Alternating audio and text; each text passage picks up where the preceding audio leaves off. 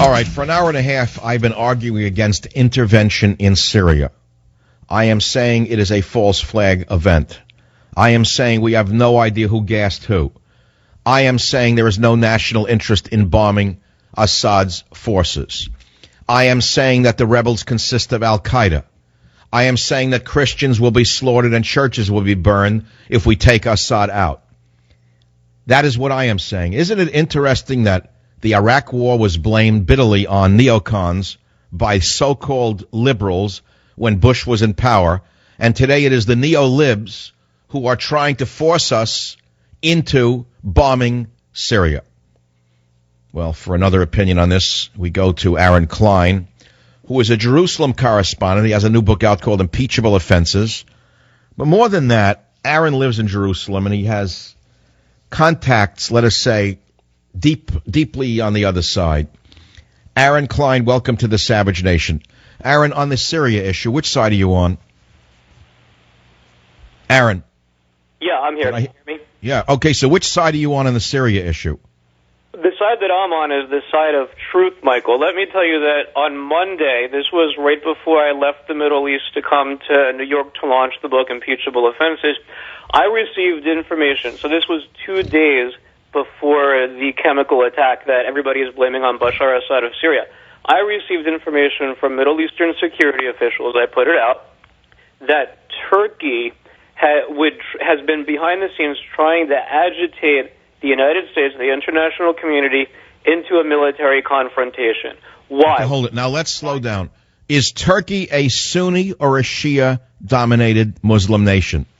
Yeah, Turkey is Sunni. Turkey is dominated by the Sunnis, but more than that, they're very close to the Muslim Brotherhood, which helps to answer the question of why now.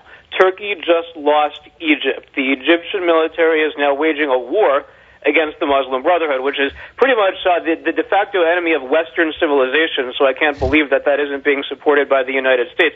So then, lo and behold, if you, Michael Savage, if you are Bashar Assad, the president of Syria, not that you're anywhere close to being anything like him, but if you're winning the war against the rebels, which even the New York Times is admitting that he's doing, and the international community said that the one red line that would actually draw an international response, that would actually draw a bombing campaign against Assad's forces, which you can't afford, is a chemical weapons attack, Assad would have to be a blithering idiot to go and actually carry out the one thing that would actually... Yes, and by the way, the week that the chemical attacks allegedly occurred was the week the UN inspectors were on the ground not too far away. So what sense does it make to believe that he would have done this?